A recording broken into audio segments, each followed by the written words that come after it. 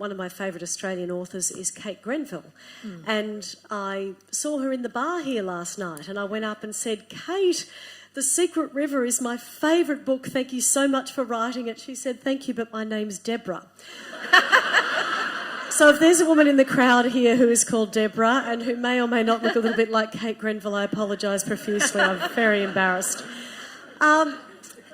Barry said something before that touches on why I like The Secret River so much, and I actually scrawled it down. He said, terrible things happen if you suppress and deny your past. Kate Grenville wrote The Secret River after participating in a reconciliation march in 2008. And what I loved about reading it was it opened my eyes, and I'm embarrassed to admit this, I'm a journalist. I'd covered a lot of stories about Invasion Day and what we'd done to our Indigenous peoples, but because I was of an era that we never learnt that at school, I felt there were so many gaps in my knowledge that were missing because of that. So when I read Kate Grenville's book, The Secret River, it was such simple storytelling about two people, William Thornhill, who was the convict, who was based upon one of her forebears, and the Indigenous people of the land, and what can only be described as a tragedy of mutual incomprehension. I'll just read you a passage and then dig down a little bit more on it. There were no signs that the blacks felt that the place belonged to them. They had no fences that said, this is mine. No house that said, this is our home.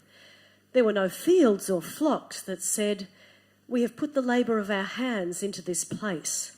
And I think that one short passage represents the abyss separating all of our, Western and at that time British concept of land ownership and the Indigenous people being at one with the land, being the land, and not having that concept of ownership, sharing everything within the community, and the tragedy of mutual incomprehension and where that went.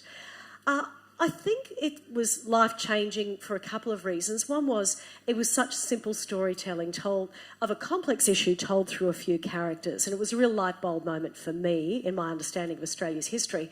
But I think it was a moment of understanding for a lot of Australians, particularly when the play was then made. You saw the play, Susan. Was it very authentic to the book?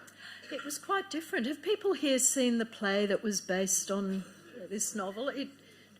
Just briefly, it really put the point of view of the Indigenous people up front and used the Darug language, I think it is. They got them speaking in their own language, whereas Kate had not presumed to write from that point of view. They were sort of shadowy figures in the background more often.